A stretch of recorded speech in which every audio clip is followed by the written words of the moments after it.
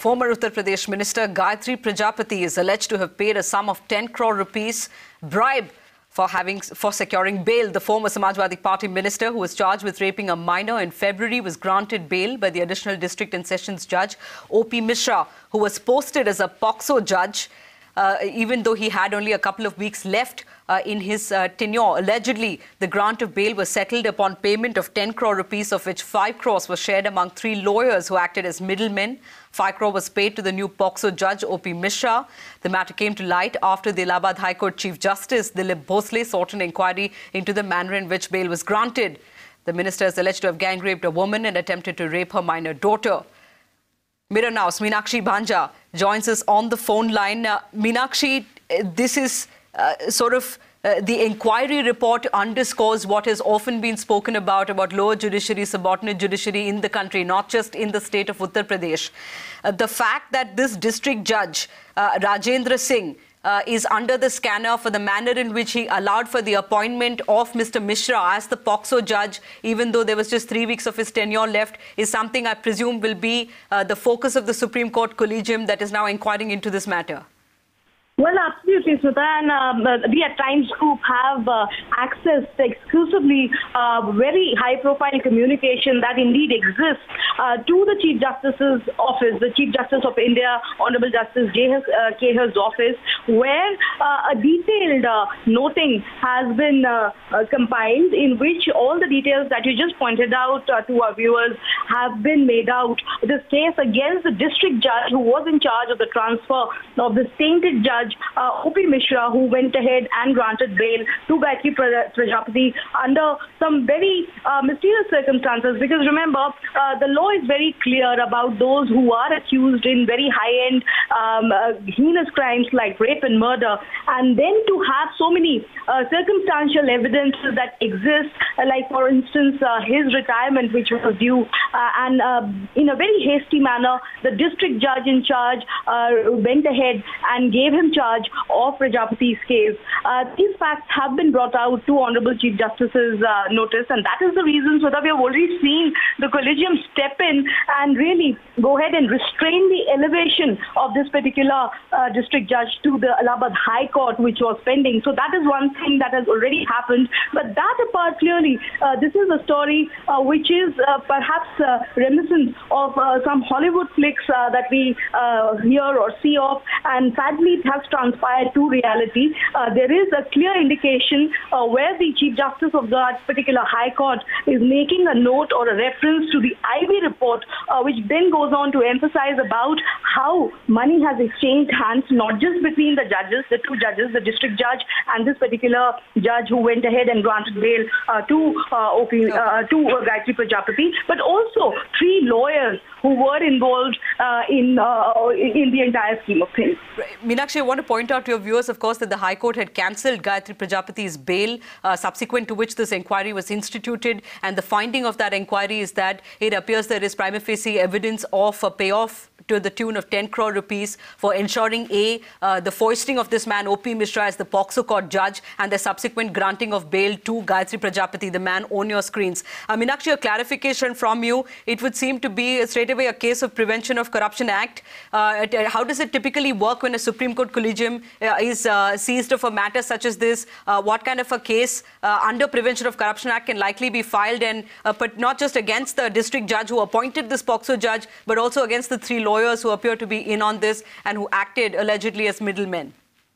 Well, yes, that is a very interesting question. And at the outset, all authority now lies with the collegium. And like I was emphasizing again for the sake of our viewers, the collegium already seems to have taken note of it. They have intervened in the sense that they have stopped the elevation of this particular district judge to the High Court. That is one step. Of course, all the meetings and whatever plan of action that they intend to take in future, that is very hush-hush at this point in time. But what we can indeed confirm to our viewers, Smita, is the fact that there is a very high-end communication which is completely exclusive to the Times Group, where it has been emphasized from the High Court Chief Justice's office, which has been intimated to the Chief Justice of India about the alleged improprieties of these 2 judges. And subsequent to that, what is awaited is, of course, the action that the collegium will be taking in forthcoming days. For now, one thing is certain, that this particular district judge is not reaching the High Court. But that apart, the primary concern here would be as to how to proceed vis-a-vis Gayatri Prajapati's bail, which has been granted by this particular tainted judge. So in order to perhaps address that, what we will eventually see in the foreseeable future, once perhaps the Supreme Court reopens after the summer break, is that we would see perhaps the CBI or some law enforcement agency move a plea before the Supreme Court, wherein they will cite all these antecedents and seek the cancellation of Gayatri Prajapati's bail plea.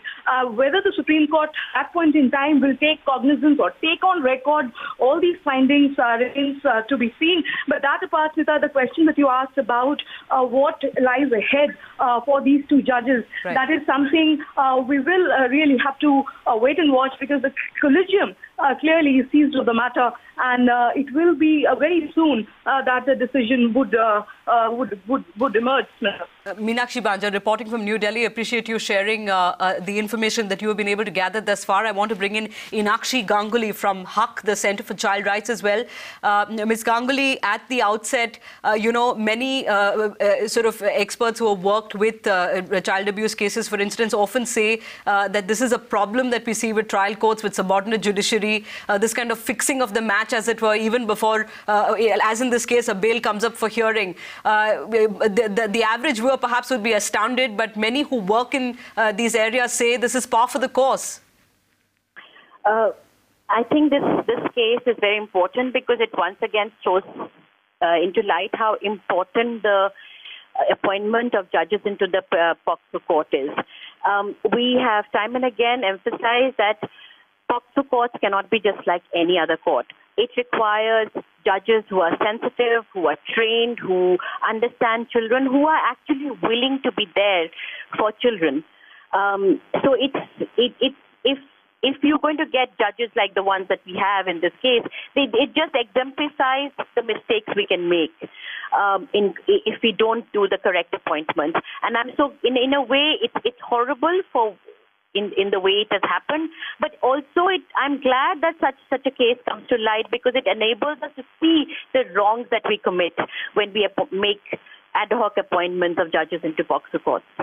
What has your experience been, if I can ask you, Ms. Ganguly, have you actually seen perceptible change in particularly how judges are appointed that deal with POCSO cases? I know there have been this huge sort of, the scaffolding around the building of POCSO courts is something that has been discussed over time, but are you so slowly seeing a perceptible change on the ground? Actually, the experience is very different across the country.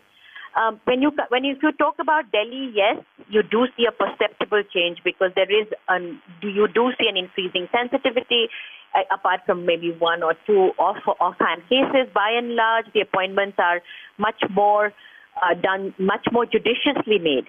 But I would not say that of every district in the country, and you must understand there are 700 districts we're talking about.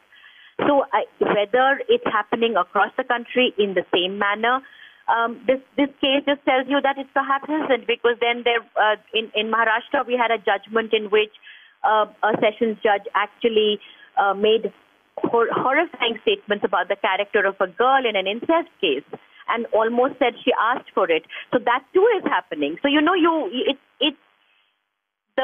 the experience is very disparate, but it is time that all of these we pull them all together. These experiences are pulled together to show exactly what kind of judges are required in the POCSO cases, because it's a new law. And yes, we were experimenting, but the time of experiment is gone. Now I think we need to be much more sure about the quality of judges we require to look after our children and protect their rights.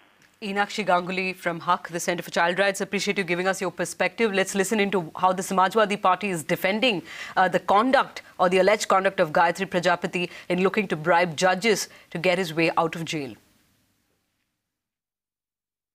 अब किसने रुपए देख लिए कहां से 10 करोड़ आ गया मैं नहीं कह सकता हूं, लेकिन अगर माननीय उच्च न्यायालय के मुख्य न्यायाधीश ने कोई जांच के आदेश दिए तो जांच हो जाएगी, जांच में चीजें सामने निकल के आ जाएंगी और जांच में जो दोषी पाया जाए उसके खिलाफ कार्रवाई हो जाएगी और उसमें क्या कहा जा सकता है। His bail application, also the way the bail has been granted, has been well managed as reported in the media. And the Chief Justice himself, which is mentioned in the media, has taken note of it and initiated an inquiry. So 10 crores of rupees is a big sum for a postings to get a bail. So this is again a classic example how things have been manipulated, to an extent judiciary in Uttar Pradesh. And therefore, Gayatri Prajapati needs to be punished as per the law. And I'm sure with the current regime in power, the law will take its own course. जो उसमें घोटाले में और जो एक नाबालिग के बलात्कार में, तो बेल के लिए जिन परिस्थितियों में उनको बेल मिली वो असामान्य थी। और जो हाईकोर्ट की जांच में जो स्पष्ट आया है कि 10 करोड़ रुपए उसमें लेन देन हुआ। हमारे न्यायपालिका की बड़ी ख्याति है और लोगों को भरोसा है, लेकिन इस तरह की अगर कोई घटना होती है तो फिर विश्वास उठेगा।